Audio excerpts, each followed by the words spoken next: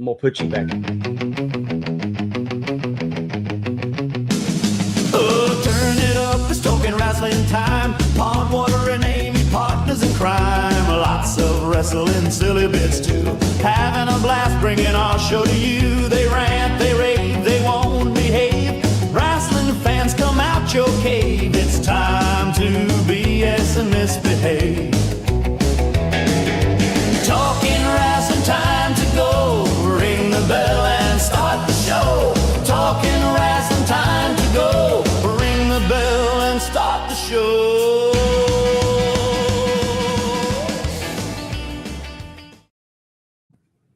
Hello and welcome to another episode of Talking Wrestling with Pond Water and Amy. But guess what, y'all? That's not Amy.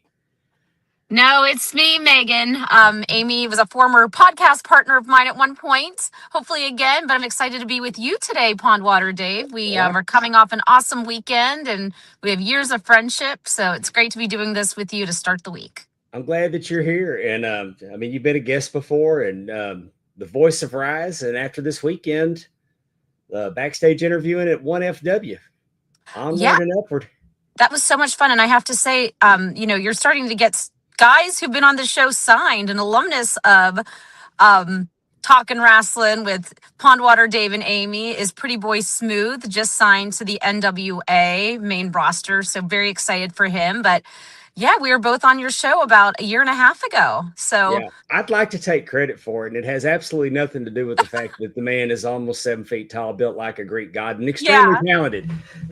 Absolutely. Yeah. So let's just keep getting more people on the show and signed. Let's just keep projecting it out there to the universe. That's going to be my tagline. Hey, I got Pretty Boy Smooth. Yeah. You got him signed. Yeah. Got him signed. That's the lie. Yeah, it's a great time to be in indie wrestling, and I know that's kind of our conversation we're going to be having today, correct? It is, and as everybody knows, and I apologize that we didn't have a show last week. We're supposed to have Demo Diamond on. Unfortunately, Mother Nature screwed me royally and didn't have power all week, and we were not able to do a show last week. Yeah, so Pondwater, tell us about why you did not pay your light bill last week. So what happened? Well, we don't get ice in Mississippi very much, so I guess everybody turned their heaters on and blew the transformer. My God, how did you get through the week? I put on my hunting gear and I got under a blanket. That's about all you could do. And what'd you do to Stephanie, Mrs. Pondwater? She went to work. Oh, she didn't? I was on vacation. You made her chop wood. Yeah, that's what I do. Awesome. You know how I am. But as everybody knows, it's been MPX month. We're on the road to the Texas Rumble. Texas Rumble's coming up in Fort Worth on the 7th. There's a faction in MPX, and we've heard about them several times, Set 6. And I'm going to welcome our guest in at this time, Mr. Raymond Alfred Tressler. How you doing? Hello. Welcome to the show. Hey, Raymond. Good evening. How are both of you doing today? We're good. I just want to be real clear about something. I don't know where the hell Sex 6 reference came from, but it has nothing to do with me. So. Oh, well, I apologize. Oh, no, it's totally okay. I'm glad you mentioned it, so I can go ahead and just put that one right in there. Oh, I thought that JD and LVJ and Man, I thought that was a huge faction that y'all were all in. In all fairness, I can see how that might be misconstrued a little bit, but also as Mr. Griffey's trusted liaison, which he's authorized me to speak on his behalf here, at least for now. That whole Set 6 thing, I don't really have any recollection of it, and I don't think it needs to be visited. So fair enough. The only thing we need to know is that's not a thing. Nick's on the Set 6. You've heard it first. I did. Give me a little background on you. How long have you been involved in the wrestling business, and did you start at MPX? It feels like it's been for a long time. I guess it hasn't been too long since I've been at MPX. with JD. I'm actually from Mississippi, from Cleveland, Mississippi. Oh, really? Yeah, so I made my way out here to DFW area. Mostly is because what's funny is JD's the one that found me. So that's how I got started with NPX and a few things that I've done. So it's really not, I would say there's not too much of interest to note there. But one of the things I do find very interesting is that the community, at least the wrestling community with what we have right now, is probably one of the more healthy spheres in our society right now. I mean, you can find toxicity in anything, but I think as far as our pro wrestling community goes, it's one of the most comfortable places. It's felt the most like home of anything I've ever really been a part of. So, and I can say that about Dallas. It's great. Like, it's a welcoming and positive environment. So I'm very happy to be a part of it. It's wild that you just told me that you're from Mississippi, because I'm from Dallas and now I currently live in Mississippi. I came to Mississippi 15 years ago. Yeah, which poor choice did you make to go back there, huh? I live in a little town called Utica. Oh, really? Utica? 20 miles south of Vicksburg. Is that nah, I always get them places mixed up. I mean, Vicksburg is, well, one, it's not great, but what place in Mississippi is? So well, do you enjoy getting that sulfur smell coming from the Mississippi River? Yeah, it's better than the paper plant up in Yazoo. But I mean, I got my own place and I keep to myself. So all right. Well, I wasn't planning on coming down here forever, but here we are. Yes. Well, I've learned at least one thing about you, is you don't make very good decisions since you moved to Mississippi. I'm sorry, what's that, Megan? I don't have that traffic that y'all have now. Hey, my kids are still there. I come home pretty regular, so. Yeah, but you also don't have the amenities or happiness that the rest of us have by not being there. Yeah, but I'm old. I had those amenities for a long time. Now I just want to chill. You know, I have to say, Dallas has really been on the wrestling map this month with live tapings with TNA, and also not too far in Arlington, Texas, I believe. AEW's kind of done a mini residency this month. So it's really exciting to see not only, you know, the national stage of professional wrestling really kind of taking up a home this month in the Dallas area, but also independent wrestling in Dallas is alive and well. And Raymond, you said you currently live in Dallas. Where did you train for your wrestling career? Oh boy, I think I first touched a wrestling ring when I was 18 years old in Greenville, Mississippi. There was a company there called New South at the time, and I was a freshman in college. Wow. And then I quickly learned I do not want to be doing that. It didn't feel very good. Okay. But, it was a great experience. Outside of that, I've just been a lifelong fan, like a lot of other people. So, did you do some announcing? Because I've seen you with the microphone, and you're very, very good on the microphone, by the way. I appreciate it. Thank you very much. But tell me about this. Tell me about this New South experience in Greenville. Who was teaching you? So here's what I remember, because that was, I'm not going to say how many years ago, just know it was more than a few years ago. From what I remember, there was a guy by the name of Cowboy Paul Cody, and that's about the only name I can remember from who all was involved there, because I was only there for about 3 or 4 months. And I don't really remember that much because it wasn't very important. So like, it was just something I did. And then, again, when I got hooked up with JD finally is when I got involved in, really doing a lot of learning about not just what goes on in the business or the ring, but in life. You guys I'm sure you probably heard this before, but JD is one of the most personable human beings on the face of the planet. And there's a lot of knowledge about more things than just wrestling inside of his head. Yeah, he's I've known him for, I encountered him 19. Well, when he started 19 years ago, and very respectful young man. You could tell that he wanted it bad.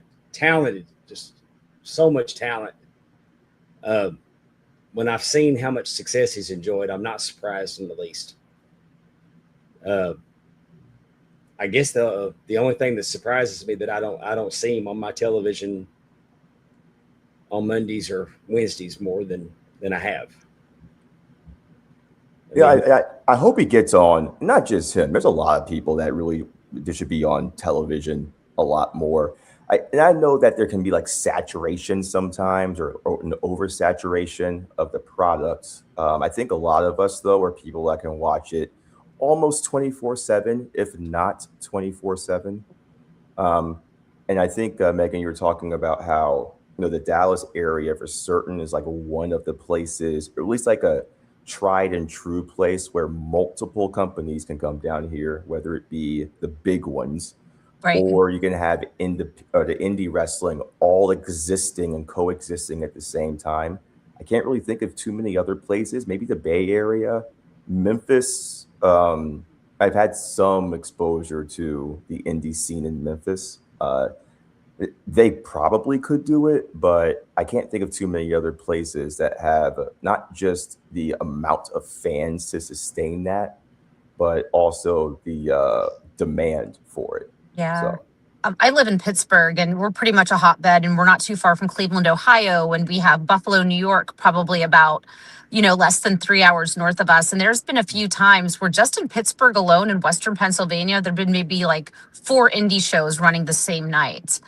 And that can get a little bit crazy, especially if you have talent now working, nationally or working even in Cleveland. So, yeah, if you have an area with that population density, you can probably handle that a little bit better but it's not always the big cities like the New Yorks or the Phillies. It is exactly what you mentioned. And I don't know how many years have you been with JD? I've been doing his personal announcing now for about 3 or 4 years. Okay. But like our souls have been intertwined for about an eternity. Yeah. Well, I just want to say that it hasn't always been that way in the Texas, especially in the area. It used to be very cutthroat, and for every quality company, there was 3 crap shows or tax refund championship wrestling. Stop. That happens there too. Oh yeah. I mean, well, not anymore. They've pretty much policed it. And I will say that there is more quality. It's not just the Dallas area, in the state of Texas. The indie scene in Texas is so strong. But MPX leads the charge. Like when Pro Wrestling Revolver shows up, they pull from MPX. And you mentioned all that was going on in Arlington right now. MPX and Ring of Honor combined for Global Wars, where the MPX Championship's being defended, where the Women's Championship's being defended. That you have MPX wrestlers challenging, like Exodus Prime is going to challenge Moriarty for the Pure title. So, I mean, to have the Ring of Honor and the MPX logos side by side, it puts MPX on a global platform. Not to mention that MPX runs 50 weeks a year live on Twitch TV, which is a global platform. So while me and Raymond both agree that JD should be, it's a crime that he's not at NXT, and it's a crime that he's not on the roster at WWE, and it's a crime you don't see him at AEW all the time. He's seen regularly worldwide. Not to mention VIP. Didn't he just recently unify 4 championships? So as far as unifying the championships, I'm not exactly too sure about the lore that's involved in that. But you are correct about one thing as far as MPX, and again, VIP is great. Work with them; they're all great. And I'm not to sound too robotic about this whole entire thing, but I do absolutely mean this. MPX has some really great leadership. And in any facet of our lives, whether it be working in this industry or whichever day jobs that we all have to, go to, MPX, because of their leadership, I think has really put not just them in a position, but it's put everyone in a position to not just succeed, but have positive growth from it. So you don't get very few, or sorry, you get very few win-win situations in life. There's not very many things where there's positives in almost every single category or facet. MPX has somehow managed to do all of that together and have it all be positive. And I don't know how they do that. I'm just happy to be a part of it. Yeah. I don't think you would argue with me when I say that Athena's probably the best women's wrestler in the world. Are you kidding? Yeah, no, 100%. I didn't know if I'd get any pushback on it. I truly believe that too. Not for me. I truly believe that. Because she is. I mean, I met her years and years and years ago and knew there was something special about her. She stood out, and she's gone all over the world and she's done everything. But when you have leadership, and you mention it, and her husband, he's no slouch. Matthew Palmer's no slouch. But when he's great. That's been there, done that worldwide, and she can bring that knowledge. So when somebody, because if Raymond got a call tomorrow, hey, we need you here on AEW, it don't matter what they ask him to do when he gets there, he's ready.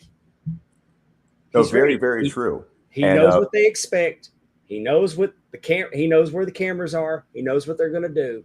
He knows how to conduct his business backstage.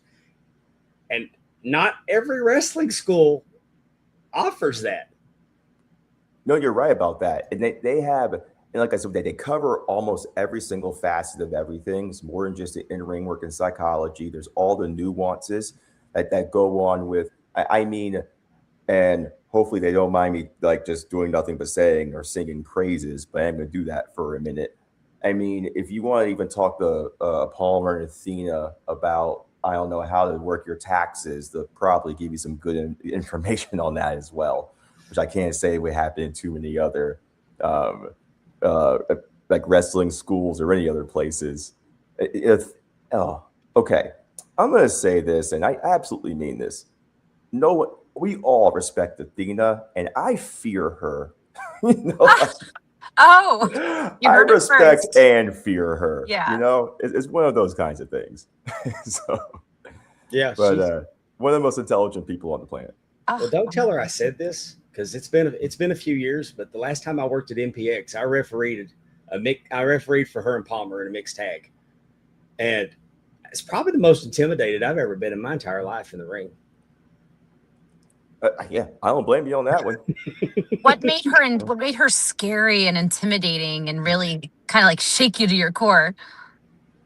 It's her confidence and intensity. Okay. And you have to rise to meet her. Mm. Yeah, and I can't do that. The first time she looked at me, and I had to, okay, so I'm just a few inches taller than her, and the first time she looked at me, I felt like I was just looking directly up. Even though, according to, I guess, reality and height in inches, I wasn't. But when, she first said anything to me, that there was just commanding presence that isn't a domineering presence. It's, there's just a confidence of, I'm here, I run this is fine. This whole entire, everything around it, there's just this very pristine calm, but there's an order to everything. So whenever she interacts with you, it's not that you have to necessarily revere her out of, let's say, a fear. It's not that she commands it. Right. It's just her presence, her aura, and just the respect that's almost involuntary. I mean, you want to give it, but even if you didn't want to give it, her presence would make you. Mm-hmm. Anyone else in this business that you've met or worked with that's also kind of had that presence like an Athena, like either male or female? For the respect part or the fear part? It could be. Well, you can. I'll allow you to split it in half, why so not you can both? do that. I haven't like met too many people. One of outside of the people we just named, one of the more personable people I met that I really enjoyed was Too Cold Scorpio.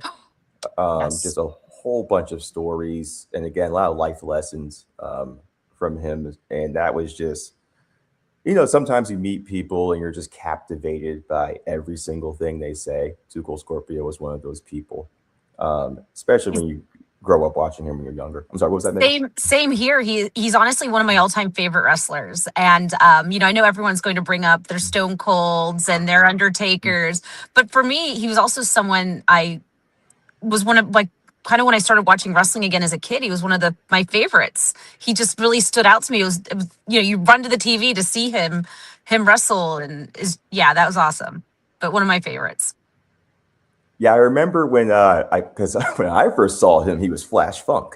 So I was like, who are they? Like, these two people are the same people? I mean, I was a child when I figured it out. But as far as fear goes, I'd say the most scared I had ever been was Homicide. Boy, that was, and by the way, I love Homicide. Great respect for him. But man, you want to talk about a person that just, it's like, okay, I need to get as far away from this man as possible. He's going to kill me. Did you wrestle Homicide, or did you just No. No. Did I wrestle Homicide? Well, you're alive, so I'm guessing no. I want to live tomorrow. Why am I going to be in a ring with Homicide on purpose? Exactly. A horrible decision. Oh, too funny. I think you missed it earlier when he told you that he tried to get in the wrestling ring and realized how bad that hurt, and then he's more on the manager advisor side. Yes. Yeah, like you never know. He could have you could have helped your buddy out in the ring, and Homicide might have not liked it, and but I don't know. But no, I would give my life for JD, but I can't help him if I'm dead. Correct. Yes. So hey, I had the same journey. You make good decisions. When I realized how bad it hurt, I decided it was time to be a referee. Yeah. Yeah, I don't know how these guys do it. I'm glad I'm on this end and not their end. Same here. Yeah, there's a lot of tough pro wrestling women in Pittsburgh. I'm going to stay clear of the Ray Lyns, the Katie Arquettes, the Danny Moes, and that whole group. So keep me on this side. Really, I mean, I think the three of us just go ahead and round up our own stable, hop back in there, see what happens. I will sacrifice Pondwater first. So yeah. Where did Pondwater even come from? How did you get that name? During COVID. They call me Super Dave. Mm-hmm. I've always been Super Dave. If you go up to Richard Hill and ask him about Super Dave, he'll tell you all about me. But he probably could. If you ask him about Pondwater, he'd look at you like you're crazy. Ric Flair's last match, you were Super Dave, who saved the day. I still am. I mean, I get introduced. They introduced me at shows as Ref Super Dave. But we started doing these podcasts, and during COVID, our good friend Conrad Thompson was doing a podcast with Tony Schiavone. And he asked Tony Schiavone if he knew. He said that Super Dave told him he can't get COVID. And Tony said, yeah, well, how's that? And he goes, because he eats hot Cheetos and drinks pond water. Okay. Well, what he do is he knows what I do during the day, and my number one selling item is flaming hot Cheetos. And every time I post a picture from the house, I make sure that my pond's in the background. I'm very proud of my pond. So he just combined those two things and I found with him that if you don't resist the joke, if you'll lean into it, it'll go away quicker. And Super Dave's a registered trademark that I can't do anything with. So Pondwater Dave for podcasting purposes was born. I just remember listening to the podcast for the first, even before I met you, and I'm just cracking up the name Pondwater, in Conrad's accent. It just cracked me up. Yeah. But, that's where I got it, and I've leaned into it. And I was just thinking for myself, I was like, well, does that mean like it's like you're stagnant kind of thing? Because isn't Pondwater pretty stagnant? Doesn't move very much. It's not like you can bottle it up and sell it. Yeah. I think we're all just so used to it. We just don't know where it came from. It's like almost nobody calls Triple H Hunter Hearst Helmsley. You know what I mean? They just call him Triple H, Oh yeah. which is such a weird name anyway. But yeah, Pondwater, it's who you are, Dave. It's And just, of course, I'm joking with you. I'm not trying to say your no, staff no, you're name or fine. anything, And I normally have lots of back porch witticisms, so it kind of fits. But for merchandising purposes, like I can sell a jar of pond water. Hey, you could, and you are. I mean, you're in Mississippi right now too. So mosquitoes, they love stagnant pond water. You don't You have can to tell just me. toss some little mosquitoes in that jar. Yeah. Yeah, I like to look at my pond, but you don't see me down there standing by it in the summertime. Yeah, because you don't want to get ate up, man. It's vicious out there. The mosquitoes are bad, but it's the red bugs that are worse. No, I think my wife calls them red bugs. There's a word for it. I probably shouldn't say on here because I don't need anybody making a clip of it because it sounds way too close, like another bad word. Okay. But yeah, basically, I know exactly what you're talking about. They're like ticks. Yeah, your legs. I mean, you'll go in the house and you didn't even know that they were on you. Your legs are all ate up. Nah, I don't need the bad kind of viral publicity happening. Yeah, that's probably smart. I don't know. Controversy creates cash, but I get it. Yeah. Well, there ain't no cash on this podcast. Time to make some. Let's call them. There would be cash on this podcast. You would be like, you can't say that on the air. I got tickled this weekend because at the event we were at, that there was 2 people wearing merch from this show. Yeah. And I told them, I said, hey, this is cool because I've only sold 4 pieces of merch, so half of it's here. Which isn't true, but it was a good joke. Hey, look, if you got anybody wearing some of your merch, like that's more than most, like 98% of the world can't do that. Yeah. So I'd say you're doing a pretty good job. What was that like for you, Raymond? Selling your first merch, or well, I should ask first, do you have merch?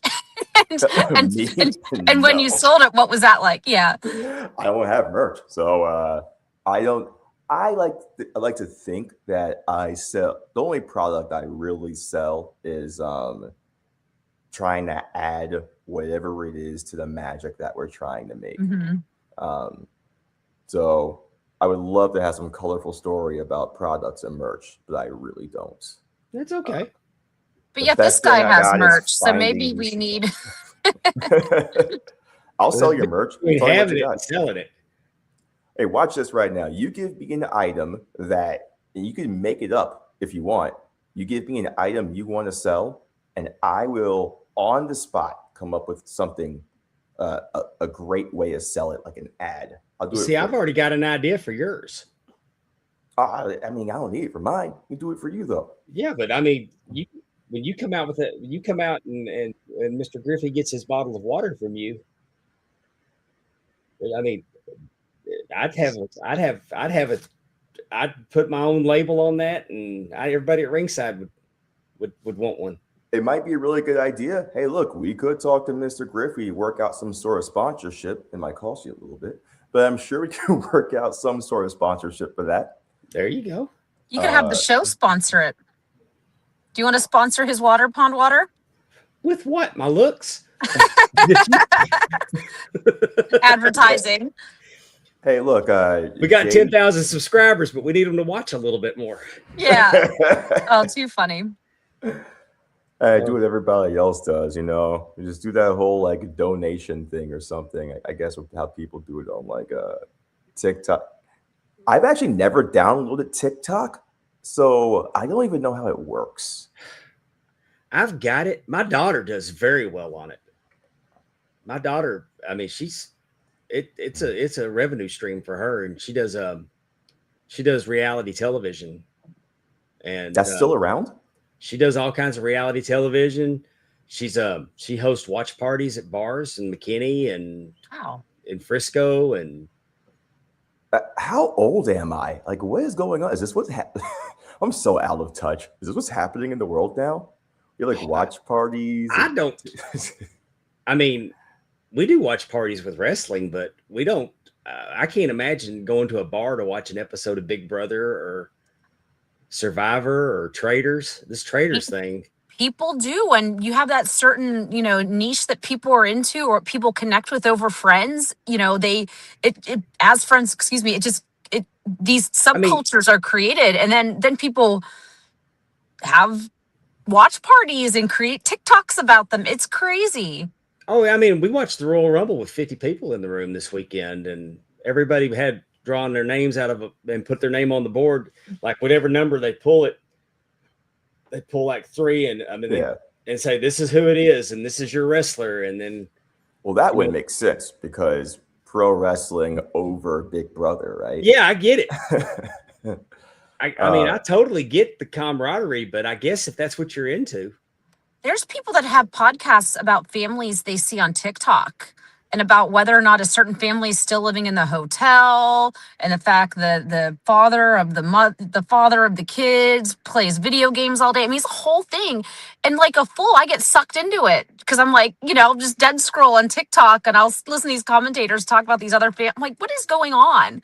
I'm deleting TikTok after this podcast. I think it might be why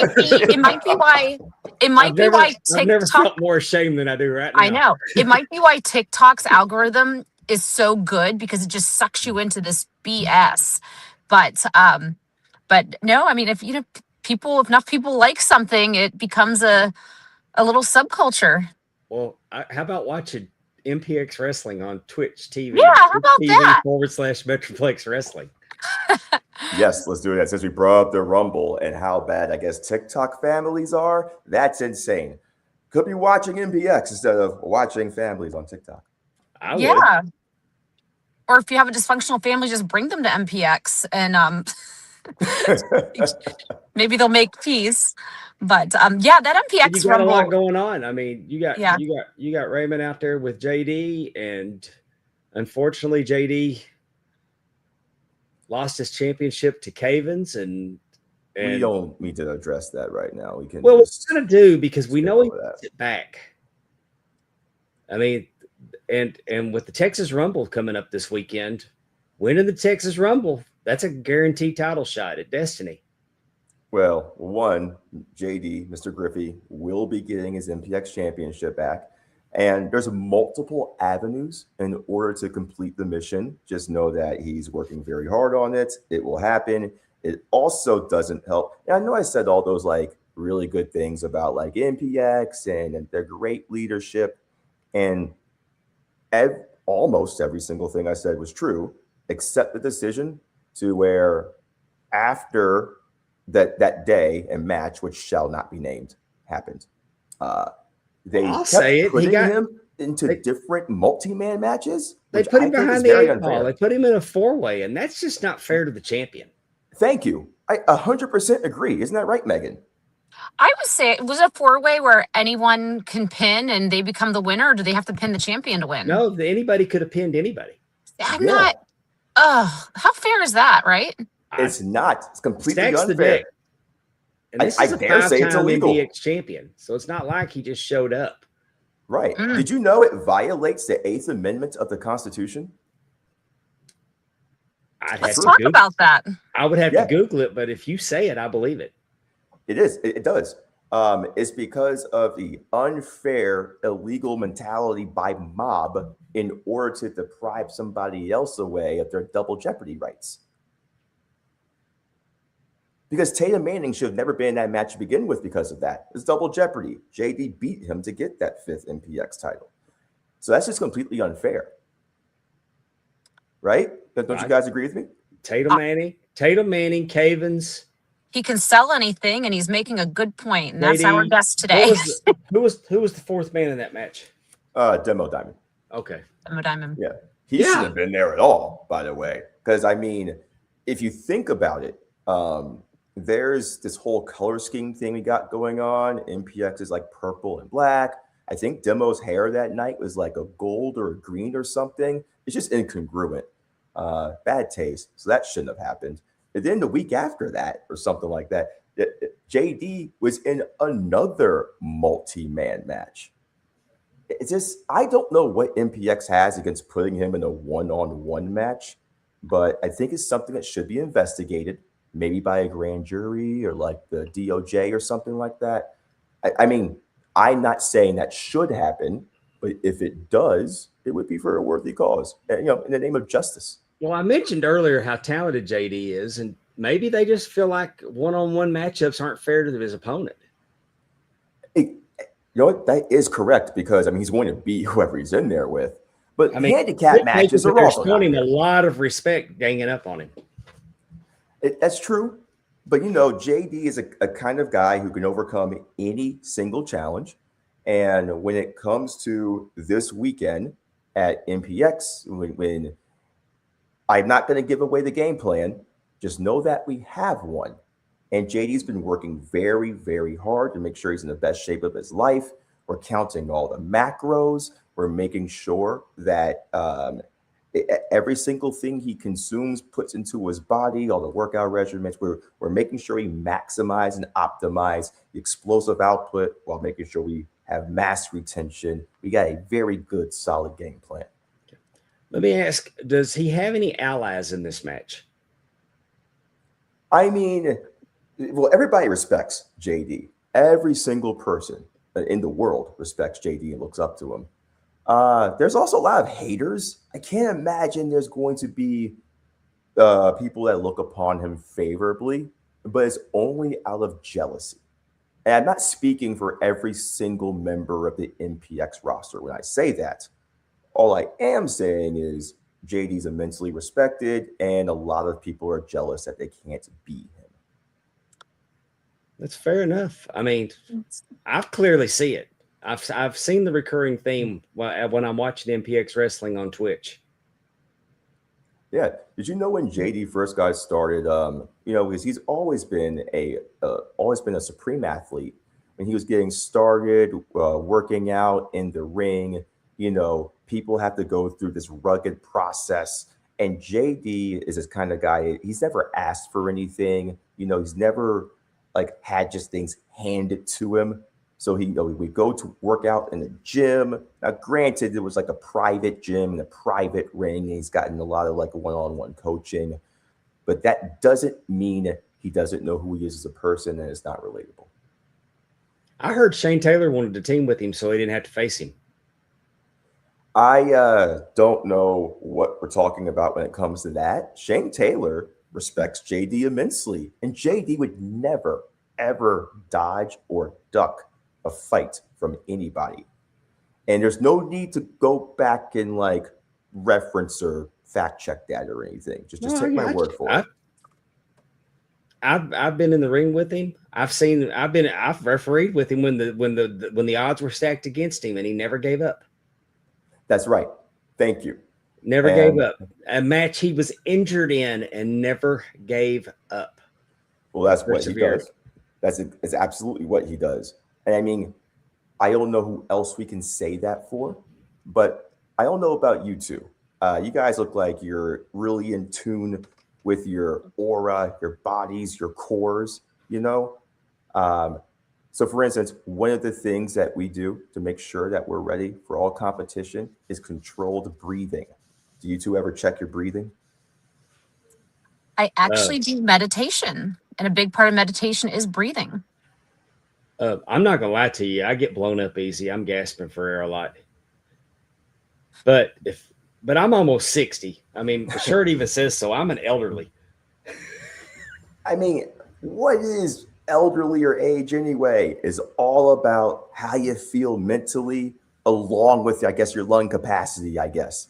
And just like you said, Megan, the meditation, this is what we're talking about, why JD, whenever he steps into the ring, and this is why he's a 5-time MPX champion, soon to be 6-time MPX champion in the future.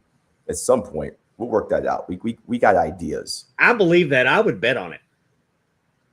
Oh, yeah. I mean, any place that he goes to, he will be a champion eventually. It will be happening. And part of the way we prepare is by the controlled breathing. And Megan, as you know, from all the stuff you do with meditation and how much you have experience with that. And dealing with Pondwater Dave. I'm sure you're lovely, but you know, I'm throwing a foul on that. Just kidding. the women on this show, I thought I was going to get a week off from that. I thought Megan would be on her best behavior because Amy craps on me on a regular basis. Do you deserve it? Well, that doesn't matter. Is it true? I mean, it doesn't say talking wrestling with Amy and Pondwater. Hey, look, man, I just don't know if you open yourself up for that kind of criticism. But Hey, let me tell you, that's not here nor there for me. I want to share a story with you because Amy's not here to defend herself, but it's 100% true. We're talking about the Great Muta. And she says, that's not the Great Muta. And I'm like, because we were talking about Kenji Muto. And I said, that's the Great Muta. She goes, that's not the Great Muta. I got a picture of the Great Muta on my wall holding all those belts. And it's autographed Kenji Muto. And I'm like, Amy, that's the Great Muta. She goes, it's not the Great Muta. And I said, if that's not the Great Muta, I'll kiss your ass in the middle of the street and I'll give you 20 minutes to draw a crowd. And she goes, well, pucker up, asshole.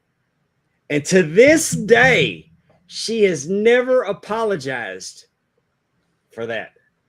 After she was proven that it was indeed the Great Muta. Am I telling the truth? Am I telling the truth, Megan? You know what? It's a new year, a new season. I say you both can just have a clean slate after that incident, but there will be another incident and another misunderstanding, and you got to just raise the stakes next time. Yeah. And follow through. Well, if I could play Little Miss Can't Be Wrong without getting a copyright strike, I'd play it every time she came on.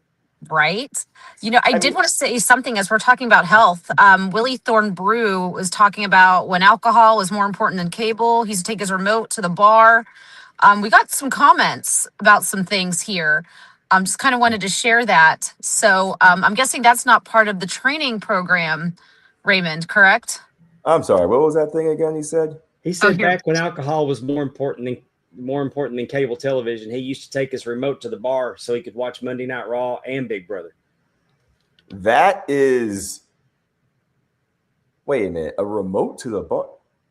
You know, it was like DirecTV back then. Was it DVR? He lives in the Pacific Northwest. I haven't had cable. I don't even know. Like, I don't even know how you even do cable anymore. They still have the little like axial thing. I don't know what to say to that. That's interesting. James Shepard says you're a heat magnet and they hate you so much. I don't even understand why people even hate me anyway. All I'm doing is my job. I'm out there as a trusted liaison for Mr. Griffey. I wouldn't say that. In fact, I think fans are just unfair. They should be cheering, especially. I think you provide a great service. When y'all get in the ring, you take the microphone and make sure that he's properly introduced. Yeah.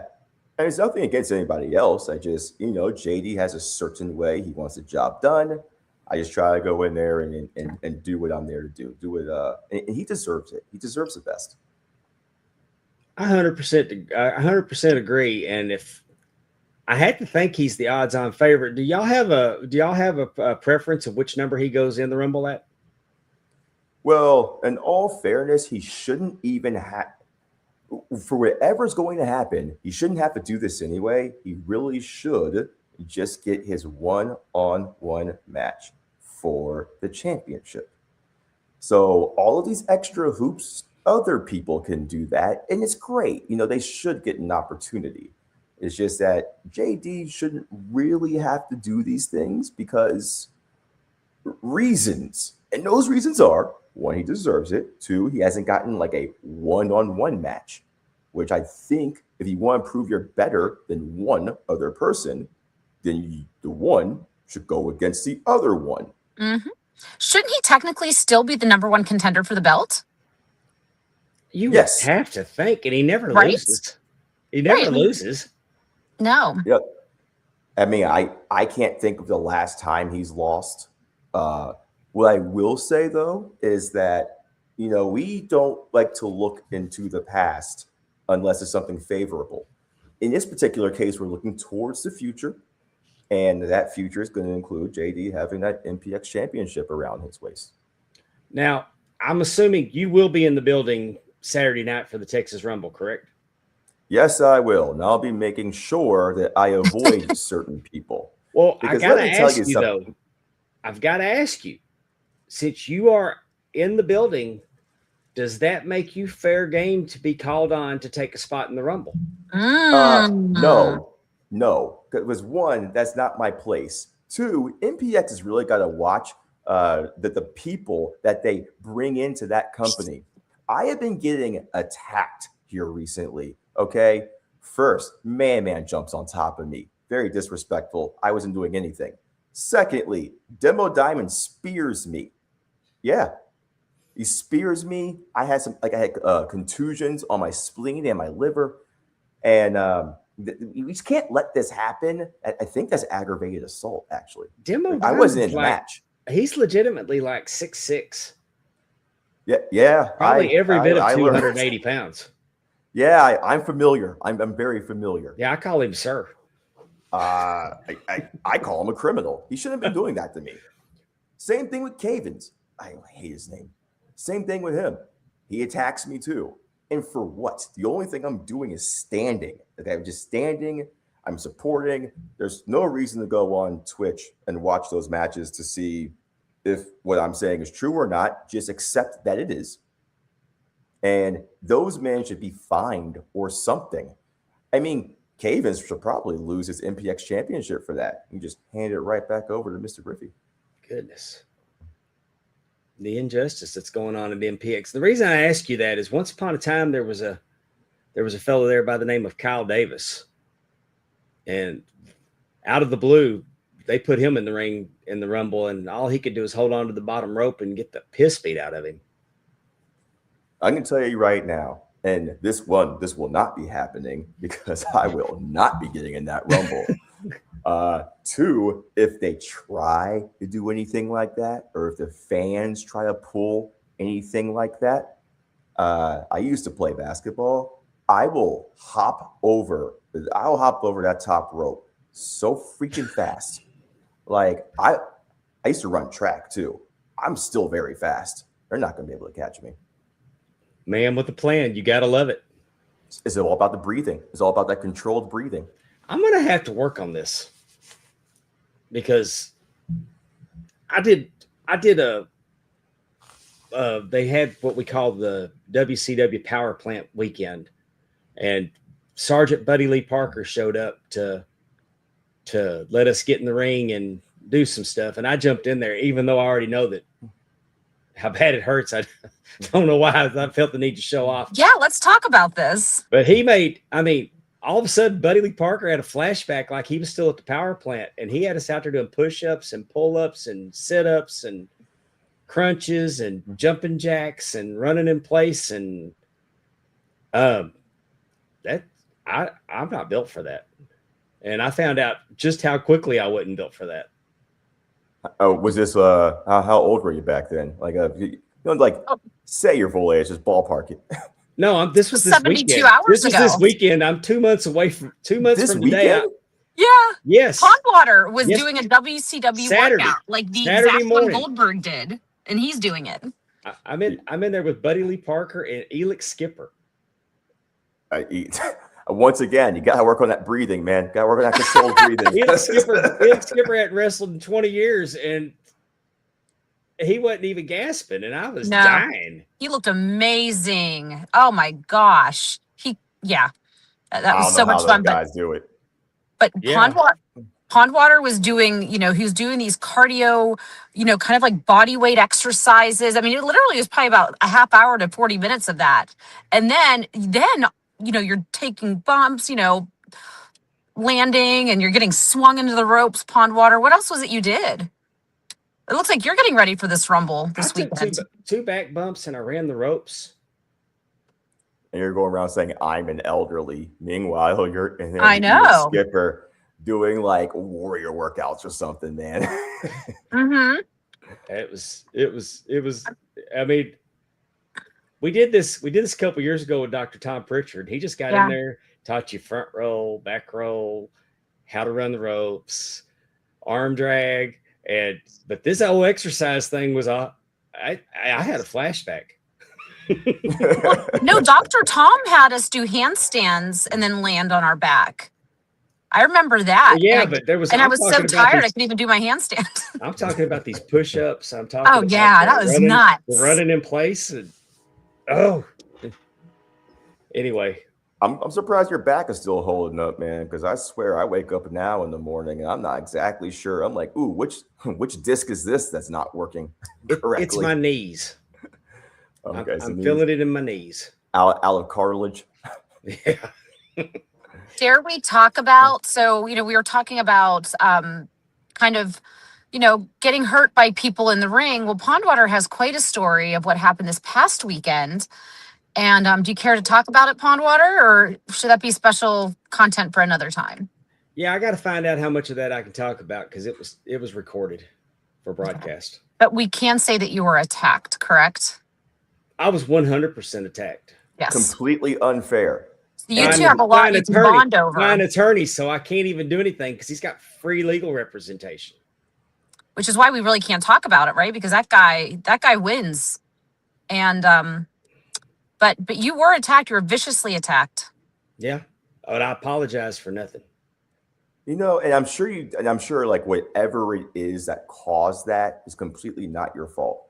And I know people keep talking about like safety and all that, but what about us, right? You, Pondwater, Megan, what about us? We're out there sacrificing our lives by existing sometimes. We gotta. You know what, damn it, Raymond, I'm with you. I am with you. Bringing that up because I'm a referee. I can't believe, but I was told that the MPX referees went on strike. Yes, they did. Because they got touched in the ring? I think what they are telling people is that they went on strike because of the working conditions. Just what I've heard is that they went on strike because of how unfairly Mr. Griffey was being treated. But, you can believe whatever you want to believe. That would lead credence to it. But you know what? The thing that really should happen from that referee strike, so one, you got to get rid of the death ref, Cedric. I don't know what's going on with him. He's a renegade. He's out there making crazy decisions all the time. And is he worse than Travis? Well, I would never say Cedric is worse because I'm going to have to see him again in the future. Okay. And I don't really need to give him any reasons to, I kid, Trueborn. Kid, you got more years than I do. You see what I'm saying, right? Yeah. I'm not Sounds saying like there's Cedric some crooked is bad rats. at it. I'm just saying Cedric is really enthusiastic about being unfair to JD and myself. That's what I'm saying. Yeah, we need to throw a flag on that. But I can't imagine going on strike for that because, I've been beaten not once, but not twice, but 3 times by Angel Camacho. And I got beat by Angel Camacho back when he was 450. And you don't see me going on strike. So if I can ask a question, you have a major event this weekend at Metroplex, correct? You have the Texas Rumble? Yes. What are you guys doing about the referee situation? So if the referees are on strike and you have a Rumble where you need officials on the outside. Well, the last I've heard I think the strike itself has been resolved. It has. Okay. I don't have the inner workings. I don't have the inner workings of whatever they settled on. Because it's outside of my sphere, and we have a lot we're doing with JD to try to keep him ready, try to keep him prepared. We keep our eyes on the prize. Good for you. Don't really have a lot of time to deal with the ancillary simpleton characters inside of the MPX area. So I'm sure whatever they worked out was probably mediocre at best. MPX is great. They do great business. They know exactly what they're doing, except when it comes to being fair, Mr. Griffey. Well, this weekend, Metroplex Wrestling presents the Texas Rumble, Southwest Community Center, 6300 Welch Avenue in Fort Worth, Texas. You can go to mpxwrestling.com for tickets. 30 competitors face off in a winner-take-all Texas Rumble. If you've been watching our show for the last month, you've seen many of the competitors that were going to be in this. And you never know who's going to show up there, too. Yes. And also the weather is going to cooperate. So it's going to be mild. So it's not going to be too cold. You'll be able to go in. It's a nice sized area. I mean, if you are in a DFW area, you should be there in person. And if for whatever reason you are geographically challenged, you can watch MPX on Twitch. That was one of my next questions, by the way. That's why you are the brains behind the operation at Metroplex, from what I gather, just meeting you for the first time. You are answering our questions where we can watch if we can't go. I want to be clear, I am not the brains. I am struggling internally not to get in the car and go to Texas this weekend so I can be there for this. You know, it's great that you know, it's been quite a cold, snowy, icy year. I mean, a lot of promotions, not just in the Pittsburgh area, but really nationally, have had to kind of cancel their January shows due to bad weather. So it's exciting to kind of know, you know, we're heading into a new month, and you're kicking off right with the Texas Rumble.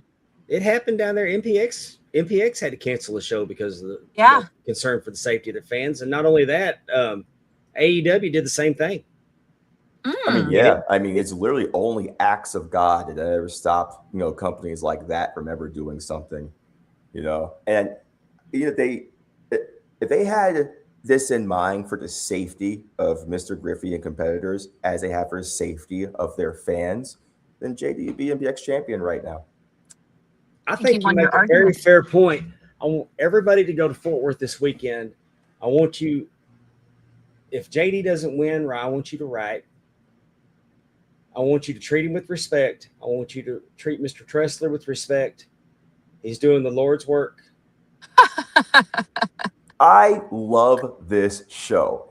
This is by far the best. I mean, for all of you, I will be promoting this show. This is the greatest show of all time. I am so glad that I have you, Mr. Pondwater, you, Miss Nelson. This is fantastic. This is exactly the kind of journalism that we need in this industry. And you two are shining beacons of what the absolute best of this is supposed to be. You're too kind, sir. Give my best to Mr. Griffey. Ask him if he'll reschedule and come back on after he regains his championship. I'd love to have you both back on. Wouldn't that be awesome? You can be the first interview with the 6-time Metroplex champion. That would be something. And I mean, he's done a lot. I mean, it's not just Metroplex. Right. He's been a champion everywhere. He's worked. I mean, every single play, like, I think almost every single company he's ever been in, he's held gold in some capacity. I mean, he's been everywhere. He's been everywhere. He's done everything. And not just in professional wrestling. He's also done very well in MMA. Oh, yeah. Yeah. And again, he stays in tip-top shape at all times. So we need to get him on Real American Freestyle. That's about all that's left. Right? Yeah, or the slap show. No, don't always do slaps. No, just kidding. Yeah, definitely RAF with Bischoff would be amazing. But, hey, we know somebody at Real American Freestyle. We could probably get that in the works. I might hop in there myself, and you can see how quick you can see the 3-second loss taking. Hey, I've been in 2 Rumbles, and I was out of them as quick as I got into them. My form going over the top rope. I can go over the top rope with the best of them. Hey, look, if it's getting out of the way of danger, absolutely. Yeah, it took me longer to get to the ring than it did to get out of it. Did you do your ref run when you went in? No, you saw it on the open. I tried to jump over the top rope. I know. Landed on my head. You pond-watered it for sure. I did. All right. I got one more question for y'all before we end this whole thing, because I do think there's a hierarchy here. What's your favorite form of cooked potatoes? I like a baked potato, fully loaded. Yeah, that's a good option. That's a good selection. I like a baked potato, fully loaded, and I don't want it wrapped in foil. I want it rubbed down with olive oil and salted with kosher salt. Oh yeah, you gotta turn it over too every so often. It doesn't get too hard on the bottom when you do it that way. I cook it on the grill that way. Oh, nice. And I mean everything: butter, sour cream, vodka. Huh? I said vodka's potatoes, pond water. Vodka? How's that? Oh, there you go. Is that your favorite kind of potato? I just need to shut the show down after that answer. I'm not going to top that. Yeah. Vodka's potatoes. Vodka, yeah. My favorite, you know what? Honestly, I like there's so many cool recipes online of people cooking with potatoes, and I love it when they smash them and then bake them and then put cheese and stuff. But I have to say I love just a good old potato chip in protein rich cottage cheese dip, and that is the best. What's yours? Cottage cheese dip. Oh, I got to send you the recipe. It's from the Playboy Mansion, and it is the best dip you'll ever have. It's so good. I don't know about that. That sounds a little risky. No, it's all stirred in. It's not chunky.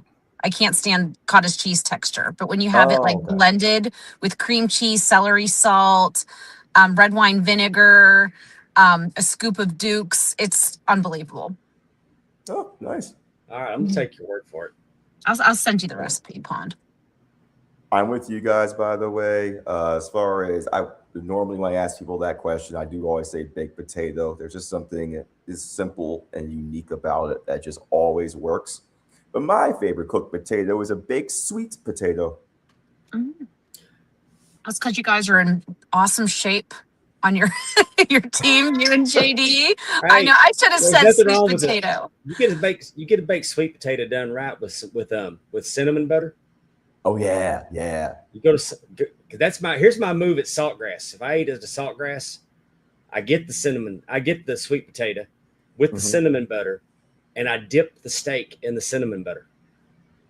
That sounds really delicious. The last we have a friend that makes like homemade butter, so we'll have like sweet potatoes with a garlic chili butter. That's really good. Ooh, Hey, Pond Water. Oh, never mind. I thought we were getting comments about potatoes, but we're not. But tater tots. There we go. And hash browns. Willie's about tater tots, and honorable mention to the hash browns. I mean, yeah, but hash browns, if like those shoestring hash browns, they're super low on the hierarchy. I don't even know why they exist. Because like they can get burned easy on one side, and I don't know. Whoever suggested that, you gotta like do a little bit better. Like French fries are great, tater tots are delicious, but not those like shoestring hash browns. There used to be a barbecue house across the street from Baylor Hospital in Dallas that he would take his baked potatoes from the previous day that he didn't sell, and then in the morning he would take them and push them through the French fry, the press that does the French fries. He would mash the baked potatoes through there, and then throw them on the grill and make his hash browns out of baked potatoes. It sounds like a better idea. Yes. Yeah. I mean, it was unique and they were incredible. With some Heinz ketchup, sounds like a good meal.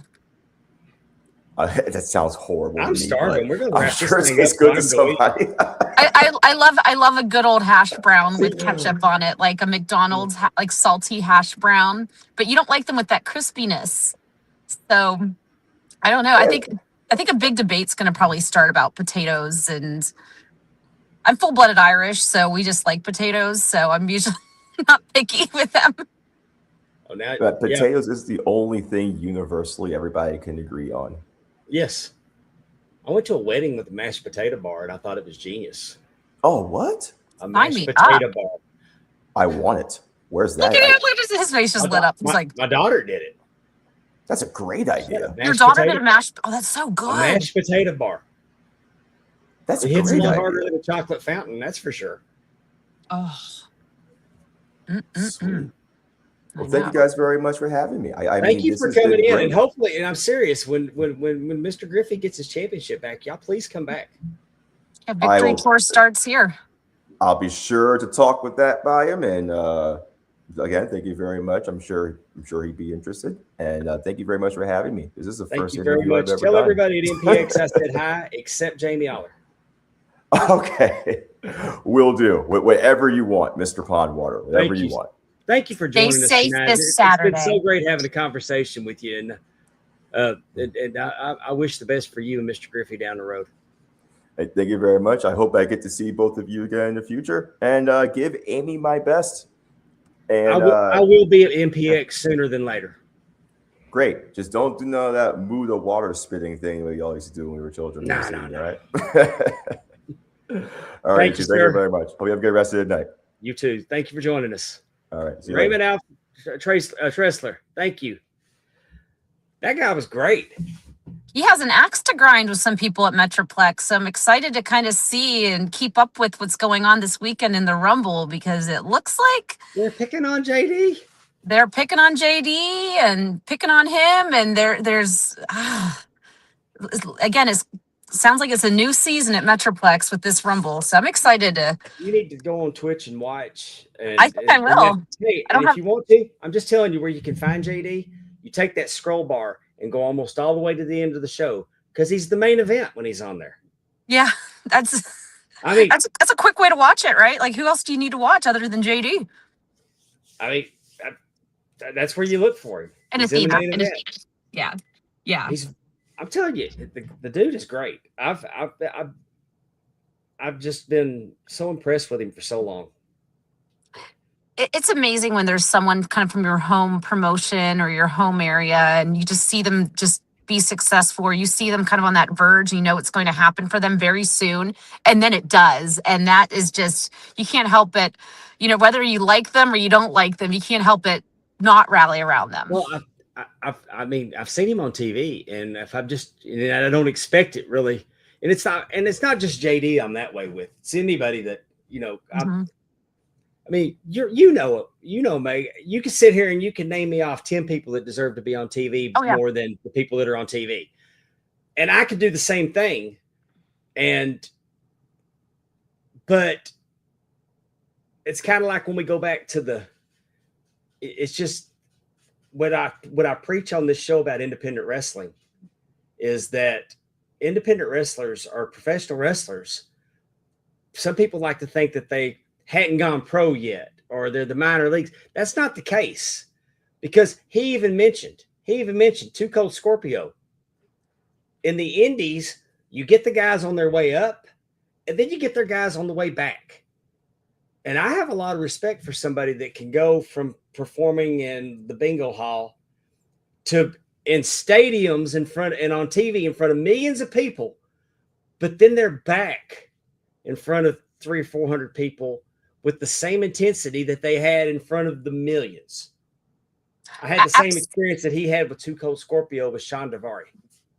Absolutely. And here's just another. Lance Archer. Oh my gosh. Yes. Lance Archer.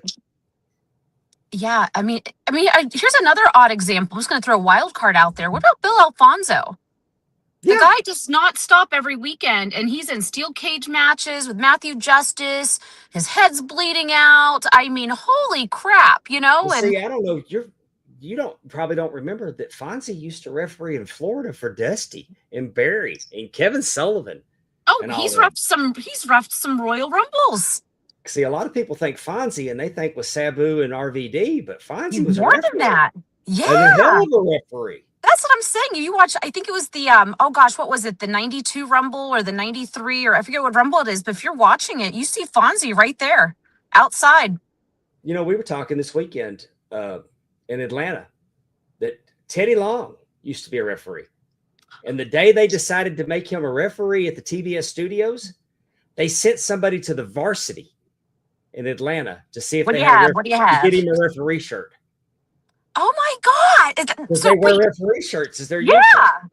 Oh, you know, now I'm kicking myself for not Teddy going to the Long's Varsity. First referee shirt came from the Varsity in Atlanta. That is which hilarious. I did not have the opportunity to go to this weekend. I know, me neither. And this is the first, I was all last week, I'm thinking I got to go to the Varsity because there was this awesome hot dog special that's on PBS. And one of the places they went to nationally was the Varsity. And I just thought, I got to go. But here I am. I wasn't disappointed in it. And because normally whenever I'm going to go somewhere, I see we plan our road trips around what we saw in diners, drive-ins and dives, or the Food Network or what have you. But we had a really good weekend. You got to work 1FW last night for QT Marshall. Yeah, that was a lot of fun. I got to work with Tony. Beautiful facility. Oh my gosh. And Yeah, for those that are going to be watching these episodes of 1FW, One Fall Wrestling, excuse me, on they are going to air on Triller. So just keep your eye on their social media to see when those are going to air. But something unique to the show that you will see at 1FW is the Jim Crockett set from Ric Flair's last match actually has a new home for the time being at One Fall. And They got that One Fall. They got it switched out to One Fall quicker than we got the Crockett oh, stuff on there. oh, they did. They did. So yeah. So for those that were in the live studio audience, for the show and the tapings and everything, you got to see that set really find a new home, and it was pretty That was the amazing to set. see. That was Yeah. the set from Nashville for Ric Flair's last match. Back 2022, Pond? 2022. 2022, yeah. So my first time ever doing a wrestling event south of Pittsburgh. I'm pretty sure, south of Pittsburgh. It was pretty incredible to see, and just had a great time. So maybe you'll see some little segments with me in there, just interviewing the great talent of that roster. They probably have a strong social media game too. I'm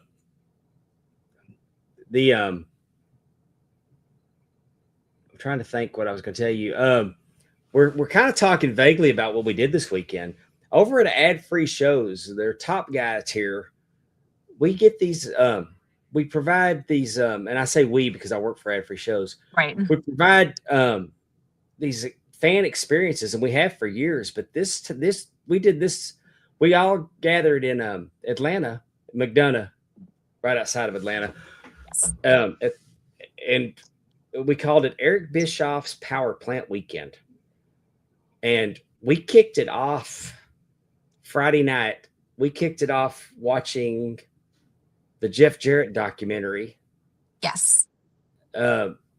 Jeff wrestled in front of his hometown for the first time. His father never promoted a show in Hendersonville, Tennessee. He never believed in wrestling in your hometown. And they had a card at Pig Fest. I'm so excited to see Ray Fury get camera time. Because you know how we feel about Ray Fury on this show. But we watched the first edit of the documentary. That's going to be coming out later this year. We watched the premiere episode of Curtain Jerkers. That's JBL's new variety show, him and the Casio Kid. Yes. They'll do interviews. They'll have comedy.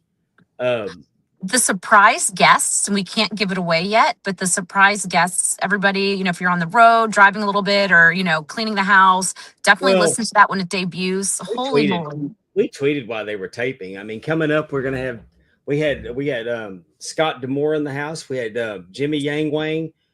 They talked to David Crockett. They talked to Eric Bischoff. But JBL and Casio together make a great team. They're so entertaining. I got interviewed and rudely interrupted by Michael Dawkins because I pissed him off. And there's that. And it was an experience this weekend. And as soon as I'm told I can show you the video, I will. Right. And such a fun weekend too. Eric Bischoff, again, it was WCW Power Plant weekend. And promo class. We did promo class. Jeff Jarrett, David Crockett, and Tony Schiavone gave a promo class. And they showed 3 promos that they liked. And Tony picked Hard Times by Dusty. Yes. David Crockett picked a Roddy Piper interview that Ric Flair came on. They were feuding over, and then Piper had got the U.S. Championship from. It was an old interview. I'd never seen it before. No. And Jeff Jarrett did Mick Foley interviewing Cactus Jack with a run-in by Sting. Right. It was a brilliant piece of business done by Mick Foley. But they showed us those and they talked about it. And then everybody got to go up and cut a promo with David Crockett and Tony Schiavone on the set. And it was pretty neat. I mean, we had some that did a good job. And, our own Coach Rosie decided to cut a promo on Jeff Jarrett. And Jeff Jarrett came back at him. And it was but the promo class, and it was taped for them. And and then when they I personally think I was robbed by David Crockett because he wasn't holding the mic up high enough. He was interrupting me. So I feel that I at least placed second unofficially in that promo contest. Well, let's talk about getting robbed. The next day we had we played a game. We did well. First we showed up for the power plant, and Buddy Lee Parker and Elix Skipper put us through the paces, and we got in the ring and we learned how to run the ropes. And Adam Hunter, he's a referee and he used to wrestle, and I'm a referee and I've been to wrestling school. I ran the ropes. In fact, Elix told me that I ran the ropes. He actually said that the way I showed him, because they tell you that you need to take 2 steps between when you run rope, and I do 1, 2, and then I start to turn and slide. I kind of slide and bounce back off into my 1, 2. I've got a cadence, and I normally warm up running the ropes, and I couldn't wait to get in there because they actually use real ropes in this ring. Yes. Thank you for calling that out too. There was something different about that ring, and that was what was mentioned, was that it was actual ropes. Yes, and then I didn't do real well on my flatbacks. Boy, I tell you what, Alex Sweeten did. He popped down one time and he was done, because I mean, you couldn't have done it any better. And but we got to do all that, and then we also we played what we called ring entrance roulette, where you could go and you would draw a name out of the hopper, and that would be the entrance music that would play, and you have to do your entrance. And Buddy Lee Parker, Elix Skipper, and Eric Bischoff did it American Idol style, hold it scoring, and there was a prize. And yes. And I got Billy Gunn. Oh my gosh, let's talk about that. I didn't want to do it, I'm a people pleaser, and everybody started chanting, so I did it. And it's really scary. But I got Billy Gunn's theme, Ass Man, and I had a good time with it. And I actually jumped over the top rope successfully. Yes. And you can see that. You can see that on Ad Free Show's Twitter account, because they have like a video of some of the things that happened. And that actually, you can see me clearing the top rope, which is really impressive, because when I did the Rumble 10 years ago, I did not make it over the top rope. No, but I got to catch up with the socials. Yeah. Megan just came out and took her jacket off, and she's wearing a black sweater, and she got I ain't saying that they all gave her 10s, but I got a 26, and she got a 30. Hey, I'm gonna tell you what, I was more proud of my 10 from Elix Skipper. Yeah. Because he had really been very critical of the entrances up to then. But when I jumped over the top rope, it impressed him. He gave me a 10. And you shook your ass too, to Ass Man, right with the music, your musicality. So in my opinion, you should have received a 28 out of 30, not that score. I mean, I'm an elderly, but this is not the ass of a 60-year-old man. No, it was fire. You lit the way for all of us. I wish I would have got the Ultimate Warrior. I'd have won if I'd have got the Ultimate Warrior. I know. Well, you lit the way for my win. I would have ran around the ring, got in the ring, run the ropes, shook them around. I mean, it would have been easy to do. Yeah, it was funny because I think whenever the contest started, we're thinking, okay, do we have to do their entrance exactly? But no, we have to kind of add our little flair to it. And I drew Rick Rude, and I was really hoping it was going to be his WCW theme from Slam Jam, because I just love that song. But you got a good one though. Yeah, and it actually reminded me of the movie Slapshot. So if you watch the end of the movie Slapshot, it's where Ned Braden, both teams are fighting against each other, and Ned Braden, who's not a fighter, is like, you know what? I'm just going to start taking off my clothes. So he just starts taking off his jock strap, his jersey. That music's a lot like it. And then the band plays exactly Rick Rude's old theme. So I go out there, and I have very short, chubby legs. So I put my leg through the curtain like I was on Showgirls or something. And then I walked in, and I did my typical entrance I do when I do interviews, where, I go through like the next to last rope and just flip my hair. And then adrenaline kicks. It's scary, isn't it? Like, to do an entrance. Once I got through the curtain, I was okay. No, you were confident. But You when had I it, Pond. was standing back here waiting, man, my leg was going like Elvis. I was shaking Mm-hmm. like a dog trying to shit a peach seed. It was bad. I was scared. That should be a song. Write that down, everybody. Yeah. So the music comes on, and I'm like, okay, well, just I'm. It's funny because we're amongst friends, so that makes it leave a Yeah. little bit more scary because it's small groups. But Oh, the well, I music knew. came on. Yeah. I mean, that was not the most embarrassing thing y'all have seen me do. No, I know. I think that might have been my maybe second embarrassing thing I've done at a show. But But yeah, normally when I get beat up, you have something to do with it at these events. So this time you didn't contribute to it. maybe we should have the guy beating you up be on the show next week because he is hitting a 25-year anniversary of his wrestling career, John McChesney. I would And love to have John on. well, I John think would love he's to be on. fascinating. The Yeah. hardest part about me doing this podcast is inviting guests on. Hmm. I always feel like it's an imposition, and I so appreciate everybody's time that comes on the show. But I really have to psych myself up to invite somebody on. Yeah. And sometimes I can be in a conversation and I can work it in, and it feels like I'm reading the room, and I know that but it's just, I'm so respectful of people's time that it's hard for me to ask for guests. Like, if you know that we've gone about three or four shows without a guest, it's just because I've just quit asking. Yeah. Well, you know what? It's a new year again.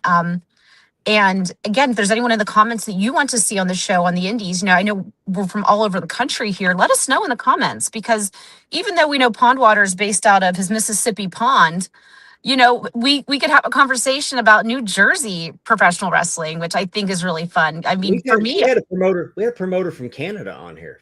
Yeah. Promoting on the island. Prince Edward. No. Prince William's Island or Prince Edward's Island? Prince Edward Island, like the Nova vegetable Scotia. bread. Yeah. And Ray Fury's been up there to work for him. Oh, Ray Fury needs to join us in the Pittsburgh area. One thing I wanted to share to everybody, the audience, I know I haven't been on the show in a year.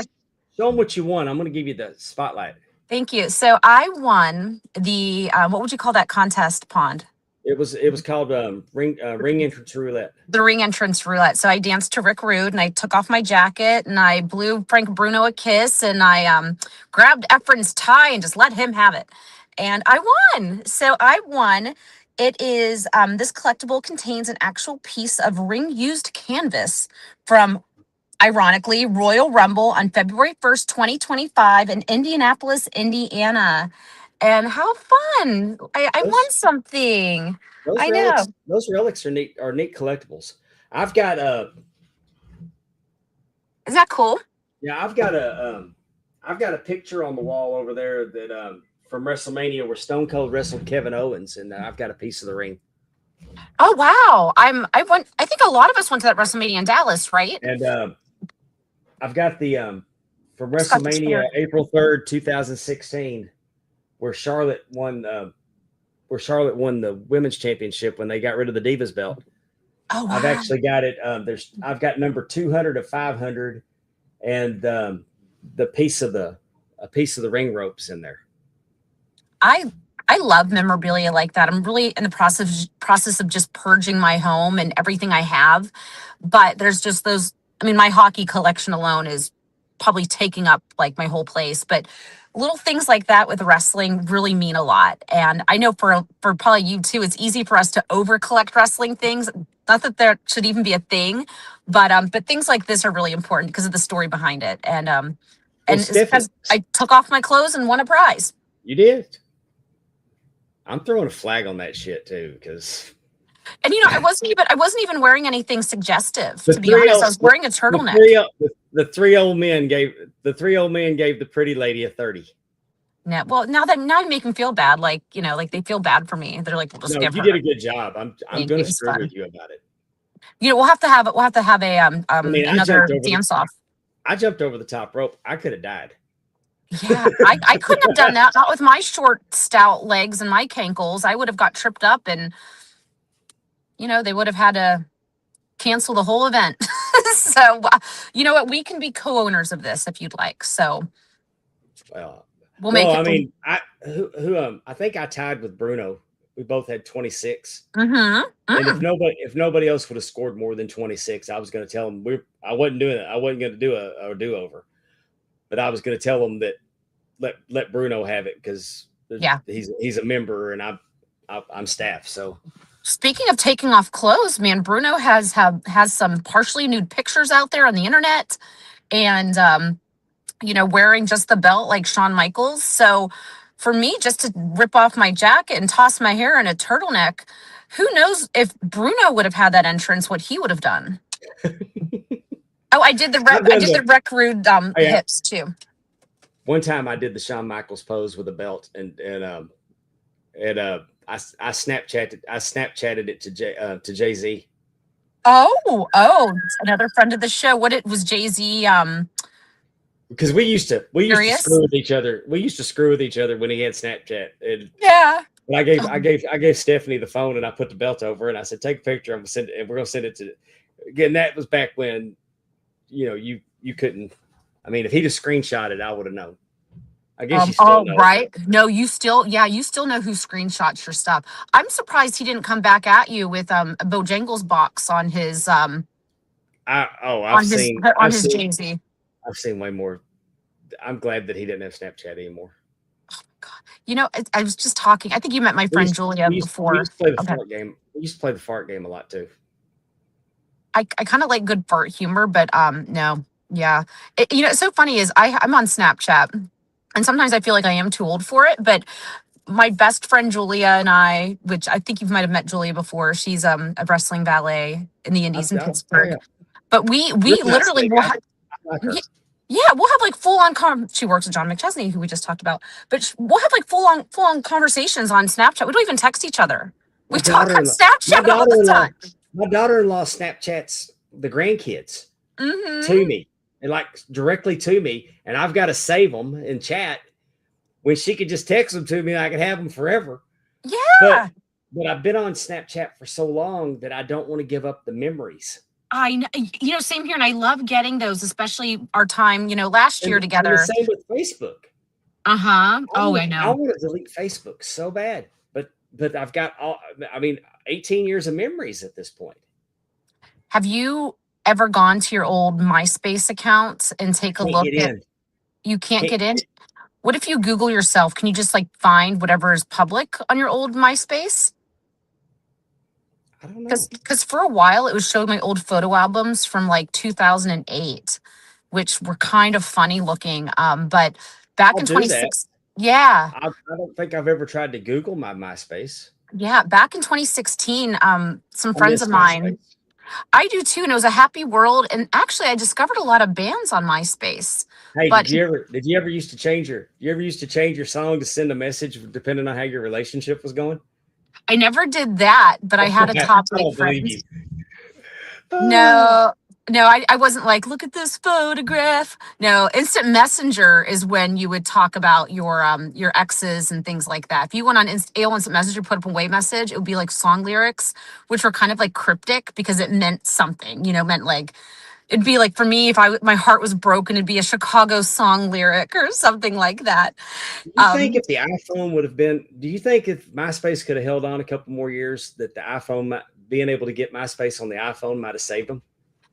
You know what I think, and I something else too was the fact that a lot of our moms were getting on MySpace at the time, and the glittering fonts looked very like Y2K core was kind of like dying off to where we just liked a better aesthetic like Facebook, but also you got to be a little bit more nosy with Facebook, and I think that was one of the reasons why Facebook took off. You got to really catch up with high school people and see what bad decisions they made, and Facebook's going to let you have it. I hate Facebook.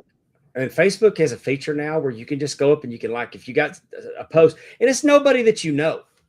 Mm-hmm. It's nobody that you know, but there'll be a post. So then I'll click and it'll say, why aren't you interested? Skip this author. I don't like politics. I don't like this. And you can click all those and you can even type that in. And then, but I'm doing that. And then but I still get all the stuff I tell them I don't like. And I'm No, finally typing in there like, I don't know why I'm doing this because you assholes aren't reading it anyway. I'm getting a I lot mean, of strangers showing up in my feed on Facebook, and it's not fun anymore you because I can go felt down, but oh, go even if ahead. you go down and you click friends, like I have to go looking for my wife on Facebook, and she should pop up immediately. Like every time Right. she posts, I should see whatever she's posting on there. So I mean, I feel like I have to just like take a bath one night and just literally unfollow, like still keep my friends, but just unfollow everyone and just see who they post more. But yeah, I feel like I built that algorithm brick by brick, and now they're just showing a bunch of people that maybe we have mutual friends or something. They're showing up in my feed. I don't want that. It's absolutely horrible. I know. You know what? Maybe that's our sign to, quit the addiction. I mean, I do If have I to could, go on. Yeah. it's just that, like I said, I got 18 years of pictures. My early wrestling stuff in Texas is on there. And it shows up in the memories, and I like that. But as Mhm. far as going down the reading the scrolls and stuff, Yeah. that Yeah. it's I mean, just getting to be a beat. And I try to keep up with my friends from my friend. And see, I went my friends from high school. I mean, a lot of us grew up together, went to kindergarten, K through 12 together. So let's get away from that. We're gonna just touch on the Rumble real quick before we get out of here. yeah, I have a road trip to make, but Men's Rumble. Are you happy with Roman winning? Yes or no? um interesting because I've been like reading about the Rumble and listening about the Rumble, Did you not see it? and with Roman, it makes sense, but it makes you also wonder where this is going. And I mean, who doesn't like Roman winning anything? I mean, he's a freaking stud. It just makes me It wonder. worked for me. Well, what was? Yeah, I was surprised about Logan Paul being in the top 4. See, But I know he's I initially thought Braun. I thought it was going to be Braun. So when Braun and for the story, I kind of liked the story, but it pissed me off because I had Braun on my. It cost me my money because I had Braun in the pool. I mean, I had number 2, and it ended up being Braun. I'm like, oh, this is going to be good, and then he never got started. Are you talking about Efren's pool where you can win $10,000? No. Or is this another one? I'm talking about the group chat where Yeah. I could have won $275. But I think the women's Rumble was better. Oh my God, were they gorgeous? Those outfits, they just looked like superheroes. The joke's on the Saudi government because those bodysuits are more revealing than what they wear on Monday and Friday on Raw and SmackDown. They really are, because when you think about it, like, okay, so nobody goes ooh la la over a 2-piece costume, but when like Scarlett Johansson or somebody wears a full-on bodysuit in a Marvel movie, everybody's like, whoa, you can see everything. And that was really like, you got to see these awesome physiques. And I saw a girl at Dollar General today that was wearing something that was like that, and I was like, I can't believe her daddy lets her out of the house like that. That's how old I am now. But it's wearing a scuba outfit. Did you see how nasty the ring was? Oh, after the women's match, yeah, because I don't think we sat next to each other. So much stuff fell off their gear. Were you going to say something else? No. Never mind. I thought you were going to say so much stuff fell off their. And I'm like, huh? No, I was going to say costume, but it's not a costume; it's gear. No, and I have to say this too. I know, like WWE, the talent can't be nominated for that particular show for like Emmys or anything like that, but the costume department at WWE deserves. I mean, all the flowers. That was unbelievable for that women's Rumble, and everybody looked amazing. I would like to see all the wrestlers in WWE and AEW, for that matter, all the television wrestlers. I'd like to see them become members of the Screen Actors Guild. That would give them benefits, and I think that there needs to be Emmy nominations in the wrestling category. It's a category that's on television 7 nights a week now. Mm-hmm. Just the costuming every night. There should be categories, and I think the true champions who can win an Emmy at this point. I don't believe in calling it a show. I don't work shows. I work events. Mm-hmm. I don't. That's why I stumbled when I started to call what they were a costume. Not a costume. It's gear. It's gear. Yeah. I'm calling it a costume just because it's like is when you put on, the question is do I make the costume or does the costume make me? And it's almost like the costume makes them because it's their superhero cape and they just owned it and they just killed it. Chelsea Green's costume was one of my favorites. Oh yeah. Yeah, she was the MVP of this Rumble as far as gear went. Charlotte. Oh, speaking of gear, like her gear when she comes out, my granddaughter, I've always been told don't let my granddaughter watch wrestling. yeah. They don't want her doing that stuff to her brother. All of a sudden, this kid wrestles and fights, and I had nothing to do with it. So we took her to wrestling matches, and then the other night I had SmackDown on, and Charlotte comes out, and she's wearing the most magnificent robe, and my granddaughter's like, she's beautiful. Mm-hmm. And to a 4-year-old seeing that presentation, and I didn't have to sell her on it. I mean, No. she like, because she's putting it along with Elsa, and so gear choices are very, very. I mean, look what Cardona does. Yeah. Oh my gosh, his ICP gear. Shout out to Juggalo Championship Wrestling. Holy cow, was that awesome? Yeah, I mean he's next level with his gear preparation.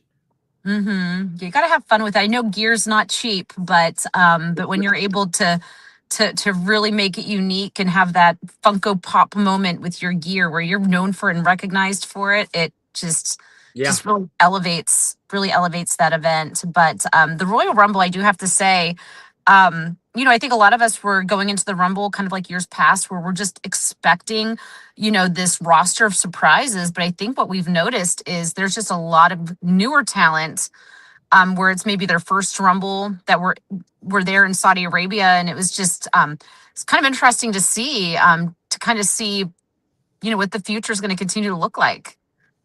Well, because there was really no veterans except for I'm not saying like inactive, but like partially.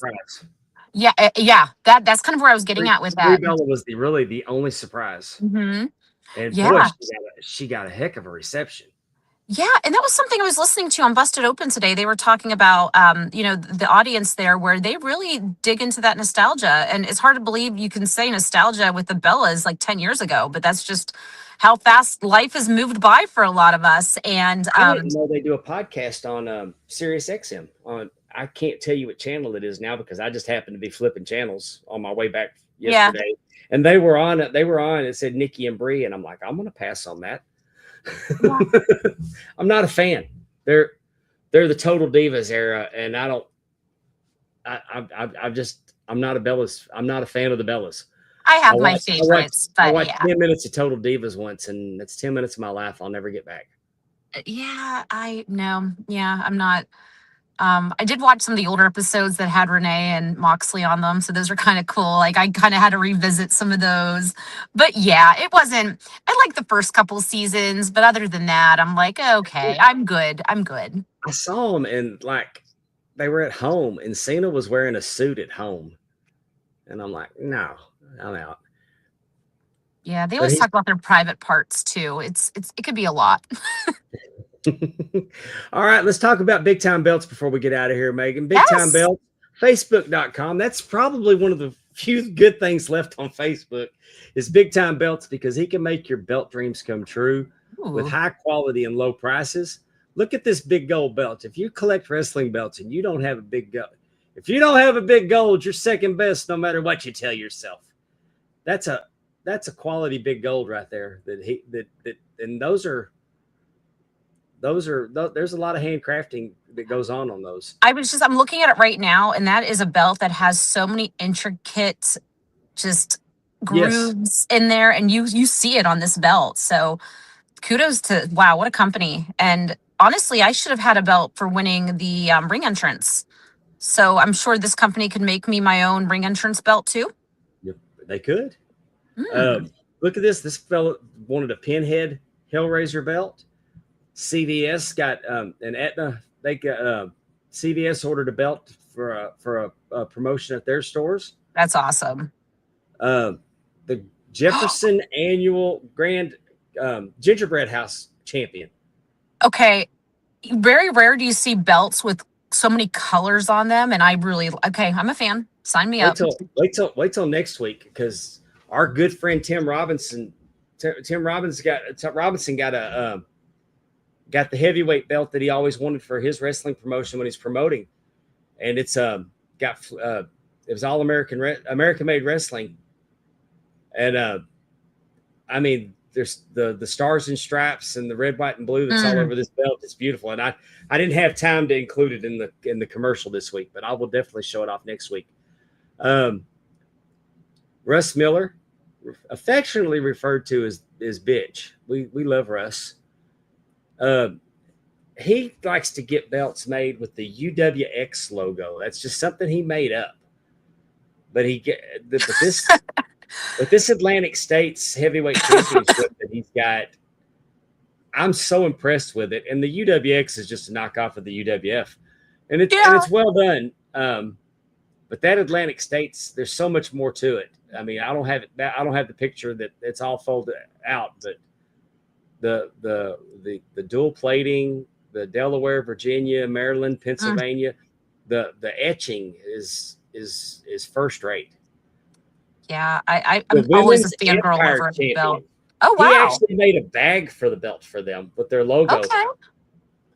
Huh. The side plates have the champions, like the IWGP belt does. They got all their champions listed. The etching and the white leather, I'm such a fan of what they've done with this belt. Here's Billy Gullett with his custom Louisiana belt. Bayou Independent Wrestling Louisiana Championship. And it's got Mid-South side plates on there too, because that was his fandom growing up. That belt's as tall as you, Pondwater. And yeah, that you're funny. But Billy Gullett's a big fan. It wasn't like that. That's a big belt. That's CMB knows podcast. I was the referee of the year and their year-end awards, and we appreciate that. And I'm glad that Billy making his belt dreams come true. He's got a replica of the Bayou Independent Women's Championship. It's sitting on my bar over there, just waiting for me to deliver it. Oh, amazing. Big time belt, high quality, low prices. When I tell you, you can get a quality wrestling belt for under $300, shipped with tariffs. You can't beat that. That's like my dad used to say, it's like a sore Peter. You can't beat it. On that note, I think you just found us another sponsor. So oh, it's great. All right. You said it all. Drunken Pop here on Markout Moments. Timmy C, TJ Stevens, Dollar Dave, they get together. They will deep dive a month of that. They'll pick a month out of a year and do a snapshot of it. They just recently did December of 95. They promised that they're going to get on a more regular schedule this year, but they do. They just pop trivia. They got box scores. They got music, movies. What's going on in the news? They're a lot of fun. They're funny. They're just it's an entertaining podcast. Yes. The TNA Top 10. Which Terry, Allison, and Andrew, they talk college football, they talk wrestling, and then they do a top 10 list. Last night they did top 10 Jim Henson Muppets. Top 10 Muppets, and I didn't disagree with the top 3. Kermit the Frog, of course, was number 1, spoiler alert. But I had Animal as number 1 because he's my all-time favorite. I had Animal, Kermit, and Miss Piggy in that order. But they'll put a poll out. Everybody votes on it. The more people that vote on it makes it a more fun poll. We've done movie soundtracks. It's just a lot of fun. They do a great job on the TNA Top 10, and I've told them, and I've said it in front of everybody that works on this channel here at Markout Moments. TNA Top 10 is the best show on the network. Ooh, you heard it first. It is when they're on. Like I was waiting for them at 7 last night. They went an hour late last night. But it's appointment. It's appointment television. Yes. I watch this on my big screen TV live every Sunday night. You know, Except, I'm so behind on the show, but I can't wait to watch the Muppet one because I'm a big Muppet fan. And you say you watch this on your TV. yeah, I got YouTube. I Oh, go to yes. Apple TV and I open YouTube and I watch it on the YouTube Okay. feed. I should try that. Last week when I didn't have any power, I watched it on my phone. Oh, see? It definitely is can't miss. Yeah, I was supposed to fill in for Allison that night, and when I lost my power, I was screwed. Anyway, over on the DAV network, the Double Dropkick podcast is not going on. I'm only mentioning it because Kevin Davenport, our good friend Kevin Davenport, his health is deteriorating. He's in a bad way. He's trying to hang on. So throw one up for Kevin Davenport. He's one of the good ones. Man, we just want God put his hands on him and bring him back to us because he has so much to offer. Absolutely. He's such a good person. He's one of the good ones. The Spanning the Globe podcast, they go on Thursday nights. If you're into wrestling belts, that's the podcast for you. They do a good job over there. They're on Facebook, they're on YouTube, and they go live every Thursday at 7 p.m. Central Time. Hey. Efren does the question mark, waiting to hear if there's going to be a season 2. You can find him on YouTube or at Podcast Heat or ad-free shows. He's playing 20 questions with David Zahadi, Big Ben Bishop, Brian Cage, Josh Chernoff, who recently beat Tommy Dreamer. You talk about your algorithm on Twitter. He'll tell you. Yeah, Twitter got that algorithm right because I see that win constantly in my Twitter feed. And again, congratulations to Josh. Yeah, I mean, if I paid for a tweet, I wouldn't get as much out of that as Josh is. No, exactly. And I love Josh Chernoff. We love Josh. I'm not making fun of him. I'm proud of him for his win over Tommy Dreamer, who's a hardcore legend, right? The innovator of violence. And the fact that Josh is still alive and Tommy was still alive doing his show today, we need a rematch. Want to thank our friends at MPX. MPX Wrestling's been very good to us. They said, hey, we're doing the Texas Rumble. Who's got a podcast? And they lined them up for me. I'm sorry that we didn't get JD and LVJ on with Raymond, which is good because I had a great time with Raymond. Raymond, thank you so much.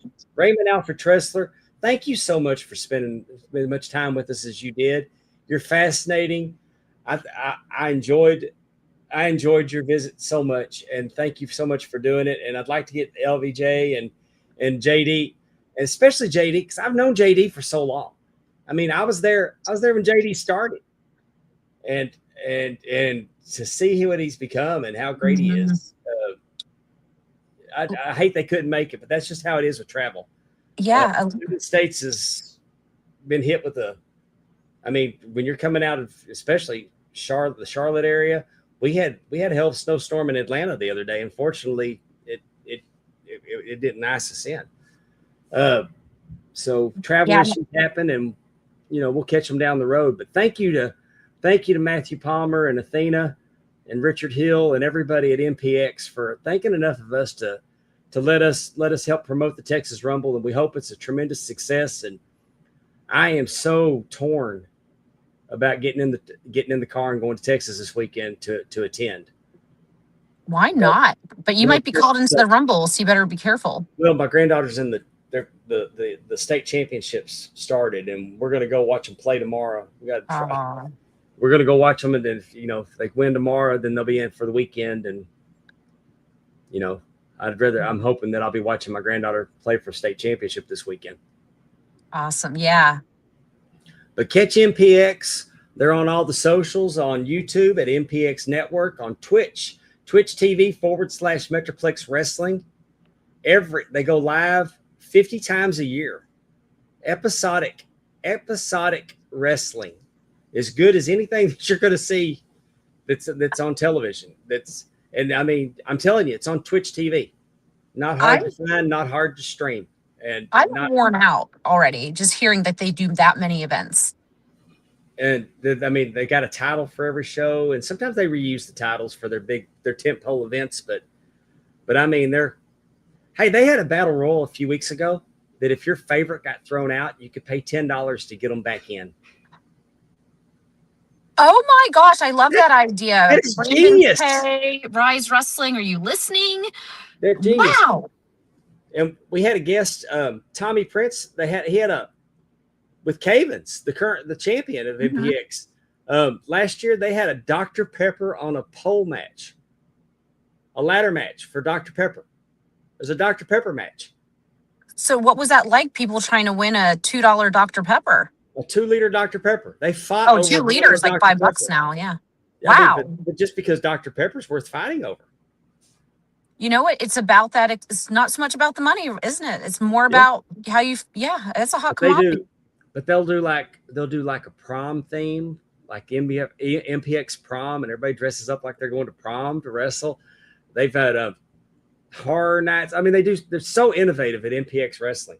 On X at MPX Wrestling, on Instagram /MPX Wrestling, and then of course on Facebook MPX Wrestling, and also they have the MPX Addicts. So if you're a fan, you can join their Facebook group and talk to other MPX fans.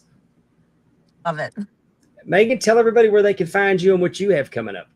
Yeah, you can follow me on. I'm not so much active on Twitter, but I am on there. So at Meg Nelson on Instagram and Twitter.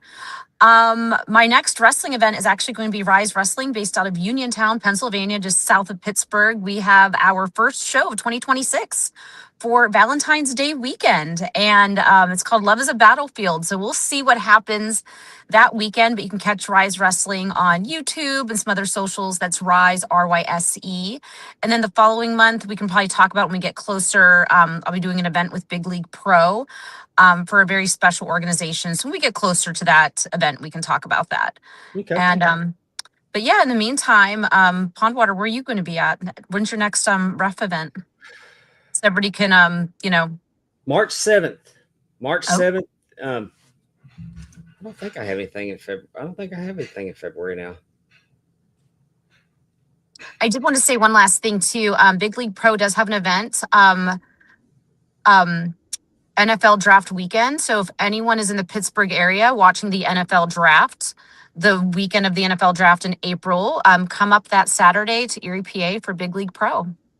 Oh, I will be at SWA in Sharon, Mississippi. Oh, okay. On the 21st. 21st of February or 21st of March? 21st of February. Oh, awesome. And then March 7th, I'm going to be in West Monroe, Louisiana for Bayou Independent Wrestling. And then on the 14th, I'll be in Minden. We're going to make our debut in Minden, Louisiana. You're just making towns. Making towns. I had to change the name of the show. Making towns with Pondwater Dave. Making towns with Pondwater. That's right. You're gonna have an RV soon, like Cody. Actually, I told Stephanie earlier today that I think I'm fixing to slow it down a little bit. Oh.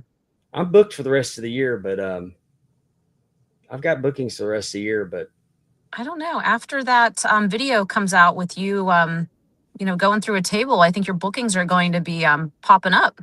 I don't know. I saw Maybe you can't get off. I don't know. I saw an old man in the ring on that video.